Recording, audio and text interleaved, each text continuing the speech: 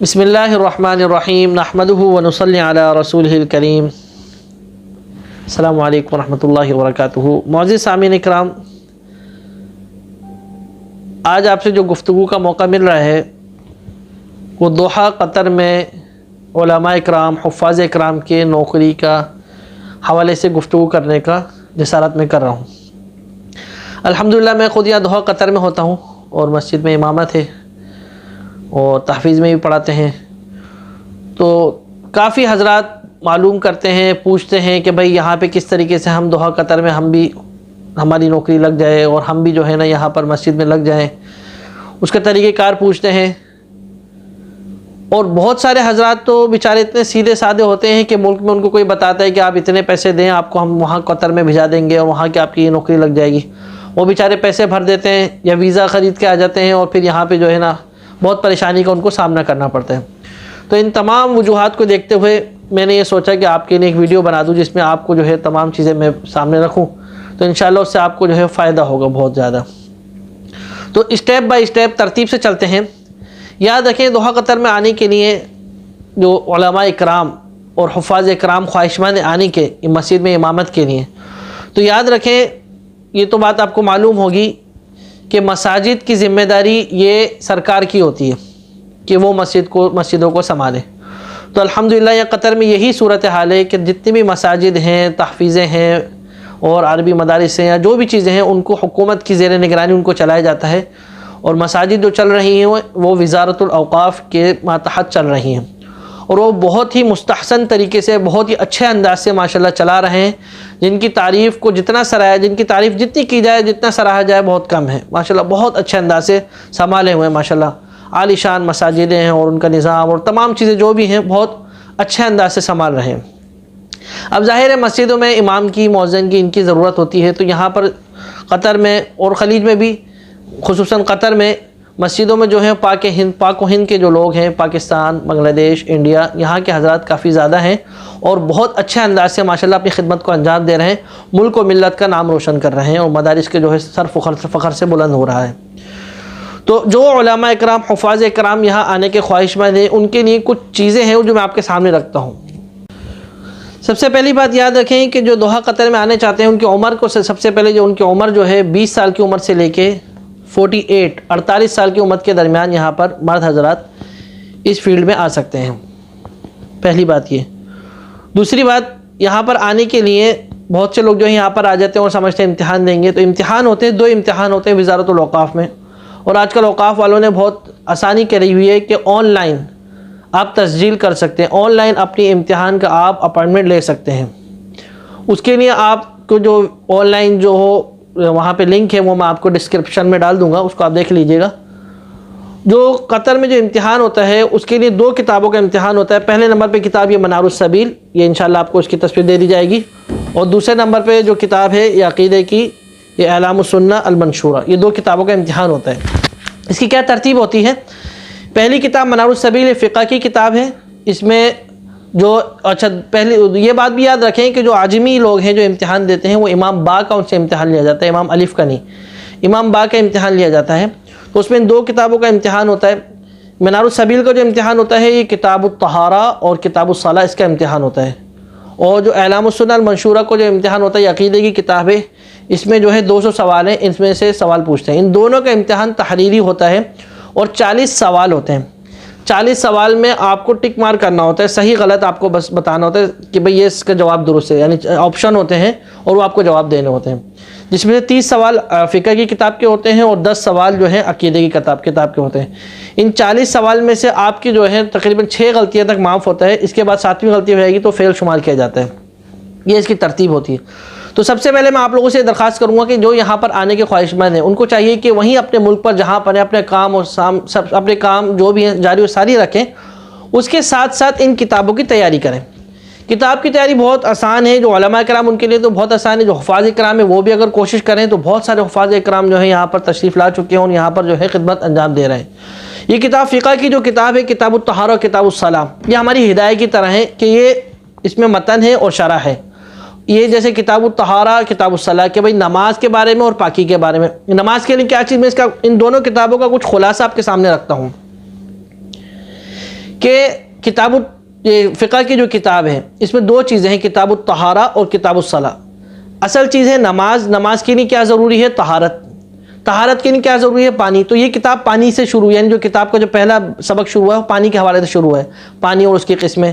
फिर उसके बाद पानी किसके अंदर होगा? बर्तन में होगा, बर्तन के हवाले से। फिर उसके बाद वज़ू करेंगे, वज़ू के बाद फिर क्या करेंगे? मसाल खुफ़ैन, ये। फिर उसके बाद गुसल, फिर तयम्मुम, फिर ये तमाम तहारत की बात चलने के बाद फिर अज़ान, फिर नमाज, फिर नमाज की चीज़ें, नमाज की शराइत, नमाज के वाजिबात, मुस्तहब्बात, ये तमाम चीज़ें ज़िक्र की जाएंगी। मुब्तलातुस सलाह वो इसमें ज़िक्र की जाएंगी, वो आपको समझनी है, याद करनी है। और उसके बाद फिर जो है नमाज़ें जो है, जुमा है, नमाजुल ईदैन है, सलातुल इस्तिस्क़ा है, सलातुल खुसूफ़ है, कुसूफ़ है, सलातुल खौफ़ है, ये चीज़ें जो हैं ज़िक्र की जाएंगी। ये इस किताब का खुलासा, इसका इम्तिहान देना है। इसकी आप आराम से तैयारी करें, और तैयारी मुश्किल नहीं है, अगर कोशिश करें तो आसान है। दूसरी किताब है ये अलामुस सुन्ना अल मंशूरा, अक़ीदे की किताब है। इसके 200 सवाल हैं। इस किताब का खुलासा ये है कि इसका खुलासा इस तरीके से समझिए कि अक़ीदे का ताल्लुक़ है इंसान के बातिन से, इंसान के दिल से, इंसान के जहन और फ़िक्र से, कि भाई इसका अक़ीदा क्या है। तो आपका अक़ीदा इस किताब के हवाले से होना चाहिए, और सबका होना चाहिए कि भाई सबसे पहले इस किताब को जो शुरू किया गया है वो आब्द से, यानी बंदे से शुरू किया गया है, कि ये बहस बंदे से है। अब वो बंदे का ताल्लुक़ किससे होगा? रब से होगा। तो रब के बारे में इसमें बातें, सवालात होंगे, उसके जवाब आते हैं। फिर आगे जो किताब, पूरी किताब जो मुश्तमिल है वो 3 चीज़ों पर मुश्तमिल है, कि जो आब्द होगा, जो बंदा होगा, वो यकीनन मुसलमान होगा और इस्लाम लाएगा। इस्लाम के लिए 3 जो है ना चीज़ें बताई हैं, अरकान, या 3 चीज़ें इस्लाम के लिए लाजमी बताई हैं। उनमें से पहले नंबर पर अरकान इस्लाम, दूसरे नंबर पर अरकान ईमान, तीसरे नंबर पर एहसान। अब अरकान इस्लाम में 5 चीज़ें हैं। बुनियल इस्लाम अला खम्स शहादत अल्ला इलाहा इल्लल्लाह व अन्ना मुहम्मद रसूलुल्लाह, यानी इस्लाम के अरकान कितने हैं? कलमा, नमाज, रोज़ा, ज़कात, हज। कलमे में 2 चीज़ें, शहादतैन, तो शहादतैन यानी उस पर, इस पर बहस की जाएगी। दूसरे नंबर पे फिर नमाज, फिर रोज़ा, फिर ज़कात, फिर हज, उनके दलाइल इसमें ज़िक्र किए जाएंगे अक़ीदे की किताब में। फिर उसके बाद जो दूसरे नंबर पर चीज़ है अरकान ईमान, यानी आमनतु बिल्लाहि व मलाइकतिही व कुतुबिही व रुसुलिही, इसमें 6 चीज़ें, उन पे बहस होगी। सबसे पहले आमनतु बिल्लाह में ईमान लाए अल्लाह पर, इसलिए कि वो हमारे माबूद इलाही है, माबूद रब्बी है, हमारा रब है, हमारा इलाह है, और जो है उसके अस्मा व सिफ़ात के बारे में इसमें बहस की जाएगी। उसके बाद वह मलाइकती, फरिश्ते के हवाले से, फिर वह रसूलों के हवाले से, फिर उसमें आप सल्लल्लाहु अलैहि वसल्लम तमाम रसूल की बहस आएगी। फिर वह कुतुबी, किताबों के हवाले से, फिर वल यौमिल आखिर, आखिरत के दिन पर। आखिरत कब से शुरू होती है? मौत से शुरू होती है। तो फिर मौत से इसके सवाल शुरू हैं, मौत, फिर कब्र, फिर कब्र से उठना, फिर मीज़ान, फिर हशर, फिर क़यामत, फिर जन्नत, फिर जहन्नम, इसके बारे में इसमें बहस की जाएगी। ये तमाम चीज़ें। फिर उसके बाद तकदीर, ये फिर तकदीर आखिर में, फिर तकदीर के बारे में बहस की जाएगी, तकदीर की किस्में, वो इस किताब में जिक्र की जाएंगी। तीसरे नंबर पर एहसान है, कि एहसान का क्या मतलब? कि अंतअबुदुल्लाह कअन्नका तराहु फ़इन लम तकुन तराहु फ़इन्नहु यराक, कि एहसान ये है कि तुम गोया तुम ऐसा हो जैसे अल्लाह को देखो, उस बारे में इसमें बहस की जाएगी। फिर यहाँ तक जो है ना ये किताब जो है मुकम्मल हो जाएगी। इसकी आपको तैयारी करनी है। ये किताबों के हवाले से मैंने बता दिया, तैयारी करनी है। इसके बाद जो अहम मरहला है, जब आप देखें कि आपकी तैयारी हो गई, किताबों में बिल्कुल तैयार हो गए, आपने ऑनलाइन तस्जील कर देनी है। मुल्क पे जहाँ पर आप कहीं बैठे हुए, मैं लिंक डिस्क्रिप्शन में डाल दूँगा, आप तस्जील कर लें। आपको मैसेज आ जाएगा कि भाई आपकी फ़लाँ तारीख को इम्तिहान है। उस तारीख के इम्तिहान के हवाले से आप यहाँ आने की, कतर आने की तैयारी करें। अब कतर आने का क्या तरीका है? 2 तरीके से यहाँ पर आने की। एक तो ये है कि ऑन अराइवल वीज़ा, यानी एयरपोर्ट से आपको वीज़ा मिल जाता है, उसकी शराइत आप पूरी करें, जो भी आप शराइत होंगी उसकी, वो ऑन अराइवल यानी एयरपोर्ट से आपको 1 महीने का वीज़ा मिल जाएगा। 1 महीने के लिए आप यहाँ पर आ सकते हैं, और जिस तारीख को इम्तिहान हो उससे 2, 4, 5 दिन पहले आकर अपना इम्तिहान दें।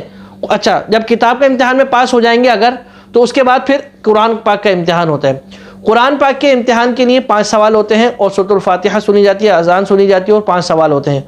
उनको बग़ैर गलती के जवाब देने हैं, और उसमें तजवीद बिल्कुल 100% 100% तजवीद अच्छी होनी चाहिए, लहजा अंदाज़ बिल्कुल दुरुस्त होना चाहिए। बहुत सारे साथी हमारे मुल्क में कहते हैं भाई हमारी आवाज़ तो बहुत अच्छी है, हम तो शेख सुदैस की तरह, फ़लाने शेख की तरह पढ़ते हैं, लेकिन उनकी तजवीद कमज़ोर होती है। तो इसमें तजवीद का भी ध्यान रखना है कि तजवीद भी बहुत उम्दा और पुख्ता होना चाहिए, और कुरान पाक भी की यादगी भी जो है बहुत अच्छी होनी चाहिए। तो जब किताब के इम्तिहान में आप पास हो जाएंगे, तो उसके बाद फिर आप कुरान पाक का इम्तिहान दे सकते हैं। उसके लिए अगर आप 1 महीने के वीज़े पर आएँ, तो हफ्ता 10 दिन, 15 दिन, 20 दिन के बाद इनसे दरख्वास्त कर सकते हैं कि भाई मैं 1 महीने की वीज़े पर आया हूँ, मुझे आप कुरान पाक का इम्तिहान ले लें। शर्त यह है कि आप यहाँ आने से पहले इन दोनों चीज़ों की तैयारी करके आएंगे, यानी इन दोनों किताब की और कुरान पाक की, ताकि इसका इम्तिहान दे लें। अल्लाह करता है कि आप कुरान पाक के इम्तिहान में भी पास हो जाते हैं, तो उसके बाद फिर अब आप मुल्क वापस जा सकते हैं, और फिर ये यानी वज़ारतुल औक़ाफ़ आपको आपके मुल्क में वीज़ा भेजेगी, उस वीज़े पर आप कतर में एंटर होंगे। उसके बाद फिर आपकी इंशाल्लाह ड्यूटी शुरू हो जाएगी। ड्यूटी का तरीका होता है कि साल 2 साल आपको बदील चलाएंगे, यानी पक्की मस्जिद नहीं देंगे, बल्कि कोई भी छुट्टी पे जा रहा है तो उसकी जगह पे भेजते हैं महीने 2 महीने के लिए। इस तरह ट्रेनिंग भी होती रहती है, लेकिन तनख्वाह जो है मुकम्मल देते हैं। तनख्वाह मुकम्मल देते हैं। तनख्वाह के हवाले से ये है कि अगर सिर्फ मस्जिद की ड्यूटी होगी तो 3,800 रियाल, 3,800 रियाल आजकल ये दे रहे हैं, तकरीबन 10 साल से यही दे रहे हैं, और बहुत मुनासिब तनख्वाह है। अल्लाह करे आपके आने की बरकत से तनख्वाह बढ़ जाए, लेकिन अब तक 3,800 रियाल जो है ये दे रहे हैं। उसके अलावा जो है तहफ़ीज़ का जो है इम्तिहान है, उसके भी दे सकते हैं, तहफ़ीज़ में पढ़ाने में भी आप लग सकते हैं, उसका अलग मुआवजा देते हैं। इसके साथ साथ जो है ना ये लोग फैमिली वीज़ा देते हैं, घर देते हैं रिहाइश के लिए, बच्चों के स्कूल के लिए जो है ना, स्कूल का जो एडमिशन है, गवर्नमेंट की नौकरी शर्त है, वो गवर्नमेंट की नौकरी की वजह से आपको बच्चों स्कूल में दाखिला करवा सकते हैं। ये सहूलियात जो है आपको देते हैं। तो उलमा कराम, हुफ़ाज़ कराम से ही दरख्वास्त है कि दोहा कतर में आने के लिए इन चीज़ों को फॉलो करें। अब कुछ चीज़ें मैंने बताई, लेकिन ये मुकम्मल नहीं है, हो सकता है बहुत सारे सवालात आपके जहन में हो, तो उनका अगर आपने सवाल करना है तो ये मेरा जो है यहाँ पे कमेंट्स में आप जो है लिख के पूछ सकते हैं, उसका जवाब मैं जो है ना आपको जो है इनायत करूँगा इंशाअल्लाह। तो और ये बात भी याद रखें, इसमें अगर कोई ऑन अराइवल वीज़े पर 1 महीने के लिए आता है और मुकम्मल तैयारी करके आता है, उसको अपने ऊपर जो है बिल्कुल जो है 100% अंदाज यकीन है कि भाई मैं इम्तिहान में पास हो जाऊँगा, फिर तैयारी करके आता है और 1 महीने के अंदर ये दोनों इम्तिहान दे सकता है। अगर ज़्यादा कोशिश हो तो दूसरे महीने के लिए भी वीज़ा बढ़ सकता है, यहाँ पे अगर दरख्वास्त करें तो वो बढ़ा देते हैं, लेकिन 1 महीने का तो वीज़ा होता ही है, उसमें भी ये दे सकते हैं। यानी जिस तारीख को आपका इम्तिहान हो उससे 2-4 दिन पहले आप आएँ, किताब का इम्तिहान दें, 3-4 दिन बाद रिजल्ट आ जाता है कि भाई इस इम्तिहान में आप पास हो या नहीं हो। अल्लाह करे आप पास हो जाएँ तो उसके हफ्ता 10 दिन के बाद जो है कुरान करीम का इम्तिहान दे दें, उसमें पास हो जाए, उसके बाद आप मुल्क जाइए, गवर्नमेंट का वीज़ा निकलेगा, उस वीज़े पर आप तशरीफ़ लाइए और अपने काम को सरअंजाम दीजिए। ये मैंने कुछ गुजारिशात आपके सामने रखी हैं, लेकिन इसके अलावा भी फिर अगर कोई सवाल इस बारे में आपके जहन में हो, किताब के हवाले से या किसी हवाले से भी, या किताब में कोई इबारत समझने के हवाले से या मालूमात के हवाले से, तो आप कमेंट्स में मुझसे पूछें, इंशाल्लाह जो है ना मैं आपके सामने उसका जवाब देने की कोशिश करूँगा। बस ये अर्ज़ करने का, वीडियो बनाने का यही मकसद था कि किसी तरीके से हमारे उलमा कराम, हुफ़ाज़ कराम जो है तशरीफ़ ले आएँ और नौकरी लग जाएँ और अपनी खिदमत को अंजाम दें। एक बात तो ये। दूसरी बात, आखिरी बात, सबसे आखिरी बात यह अर्ज़ करूँगा कि मैं सरकार से, गवर्नमेंट से भी इल्तिजा करूँगा कि पहले ये होता था मुल्कों से जो है हमारे पाकिस्तान में, इंडिया में, बांग्लादेश में वफ़द जाया करते थे, कोई टीम जाया करती थी और वहाँ पे सिलेक्शन करके लोगों को लाया करते थे। लेकिन पाकिस्तान में तकरीबन 20 साल हो गए, 20 साल से ऊपर का अरसा हो गया कि यहाँ से कोई वफ़द नहीं गया है और वहाँ पर लोगों को लेकर आए।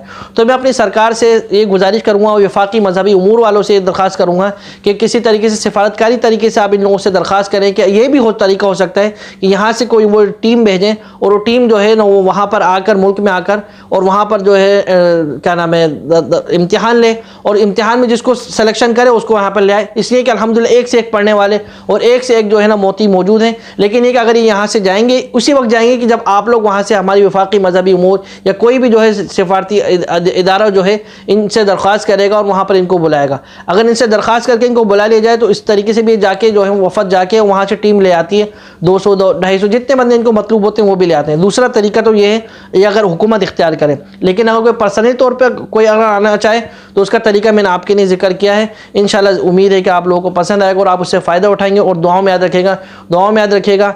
अल्लाह हाफिज़।